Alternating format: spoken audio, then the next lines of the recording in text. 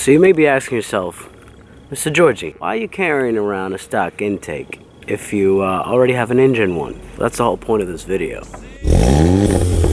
Alright guys, so I stumbled across a post on the forums. FYI, I use my scratchy throat again. I can't seem to get over this cold. So I stumbled across this post that talked about the engine intake and how terrible it is. It makes a lot of little nice turbo noises, so I kind of like it, but apparently it's holding back on my performance. So I took some logs yesterday and they look like this. Today we have similar temperatures, and I wanted to see if it does anything to the air intake temperature on the car if I put my stock airbox back on with the K&N filter that I used to have. So I'm gonna slap this back on the car, we'll hit the road, and I'll see what the new logs pull up, and we'll talk about it, the difference between an engine intake and going back to stock after being on the Map 6. So I should be uninstalling this in record time because I've taken this off so darn much. It should pretty much be just one screw, and take off the hoses. I'm gonna bring this guy in. Stock intake back in the car. So the main reason I want to do this is because obviously I like the swishy noises and all the turbo stuff, but I really don't want to lose power for getting that. So obviously we want the car to perform at its optimal best, and we can't do that unless we're running correctly. So let's hit the highway and run some logs and see what kind of air intake temperatures I get with the stock airbox. Now, I haven't run the stock airbox in a while, especially not with the new intercooler and everything else. So I'm kind of surprised to see, one, how it sounds, and also, two, why people choose the stock airbox over something like an open air intake like Injen, or some other ones that are out there as well. Now, I think Injen has the least closed-in space, so that's why it's prone to heat soak a little bit more. So let's hit the highway. Let's see how it sounds first of all, and I'll give you guys my thoughts, and we'll review the logs to see what they say. First things first, I have to connect my phone so that way I can take a log, so I can see the difference between the engine and the regular. Now I'm gonna turn this off for a little bit, run the log, come back, review it, and then talk about it. So right off the gate, the car sounds different. It's less turbo-y, so less swishy, and there's more of a grunt. And I'm not sure if this makes sense or not, but I don't hear the DV Plus as much. Maybe I just haven't gotten into like the higher boost levels just yet, because I've been kind of sticking to like 3,000, 4,000 RPM. But the engine does sound gruntier. Like, it's almost as if it's all motor, but not really. It's really strange. Like, here's a fourth gear, pull.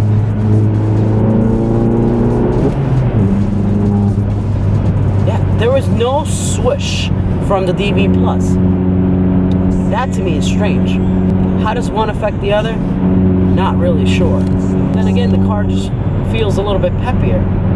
It's probably just a placebo. I don't know. But we'll find out as soon as I do these logs in just a second here. So I just did my first log. The car felt good. It was very responsive. How is it that with a stock airbox, the car can feel so different? I was expecting quieter. I wasn't expecting much of a performance change.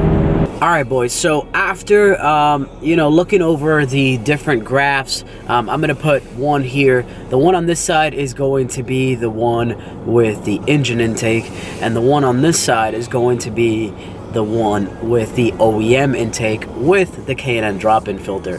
Now, if you look at both, they're very similar. We peak at around 24 pounds of boost with this new tune, and intake air temperature on the engine intake says 35 at around 4,200 RPMs. It's 39 for the stock one at around 3,900 RPMs. 4,200 RPMs as well, sorry. It's 39 air intake temperature. Now, 39 Fahrenheit and 35 Fahrenheit. There isn't a lot of difference there. The biggest difference is, now that I look back at previous record temperatures, on the day that I took the engine one, which was about 5 days ago, it was 20 degrees out at 11 p.m. So if you look at the difference, the intake air temperature at 20 degrees with the engine intake was 35. So it's 15 degrees away from the ambient air temperature. I'm sorry if I'm confusing you, but I'm just trying to make sense of this, right? So this morning when I took the log, I was watching the temperatures outside. It was about 34 degrees. So at 34 degrees with the stock air intake, we pulled 39. So really what we're looking at is a difference between the ambient air temperature and the intake air temperature between these two intakes. And with the engine one, we were about 15 degrees away from ambient air, and with the stock one, we were only 6 away from ambient air. So I think some of the people on the forums are right. So what I'm gonna do from now on is I'm gonna continue running the stock intake till I can find a better solution. I might just leave the stock intake in and just change the tube in the back, because that tube with all the zigzags causes turbulence and we don't want that. But I feel like if I can take that out, then I'll get a little bit more of that swoosh noise and the air will travel a little bit easier. Goes to show that closed systems do hold the temperatures a little bit better. And now in the winter time, it's not as drastic of a difference, but from what I heard in the forums, if you do the same test in the summertime, it's a huge difference. If we put it on a dyno, it might prove a different story, but 9 times out of 10, when you have colder, denser air, you're gonna have more power. If you stuck around to the end of this video, we're gonna flash forward to the contest drawing that's gonna happen tonight, because we hit 500 subscribers, guys, and thank you very much for that. So let's get to that. So we're back in my house now.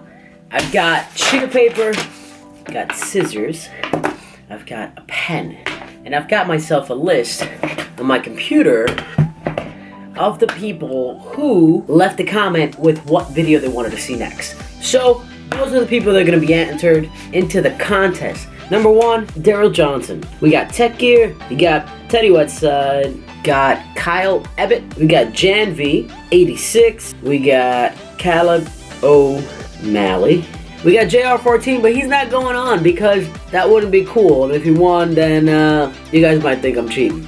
So I already told him, I sent him a text, you're not part of it, you're not winning. I know you were really excited to get those cozies, but no, you're not winning. We got Kazon, Horn, we got Junglistic Sounds, we got Gustavo Arizmendi, and we got DeForest Copeland. Alright, so those are the people who commented on, right here, everybody's name is in here. Those are the people that commented on the video and left me some ideas for future videos.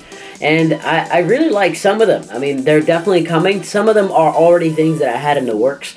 But there are, like, Daryl Johnson, that starting a club video. I think that's a really cool video idea, because there are a lot of people out there that, you know, either don't have clubs around them and want to start a club. So I have to talk to Stefan, which is like the leader of Stack Plus, see if he wants to do something along the lines of that. Maybe he can help you guys out with some tips. I've never started a club before.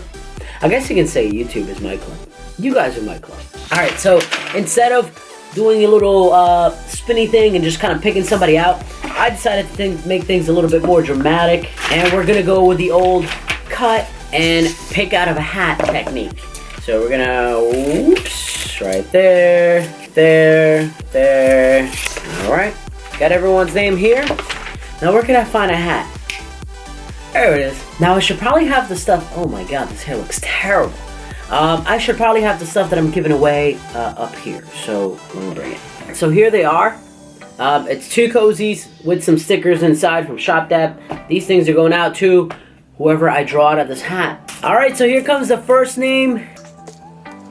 Son of a gun. Teddy Westside. I was debating on whether to take him off too, because he's a YouTuber, but you win, Teddy. Good job. Number 2 is going to be Caleb O'Malley. So there you go, guys. I'm going to message both of you guys Just let me know where to send these, and I will. These are going out to you guys. So make sure you check your inboxes if you're watching this video. If you don't respond, then I might have to go to someone else. Thank you very much for watching this video, guys. See you in the next one. Make sure you hit a like down below. Peace out.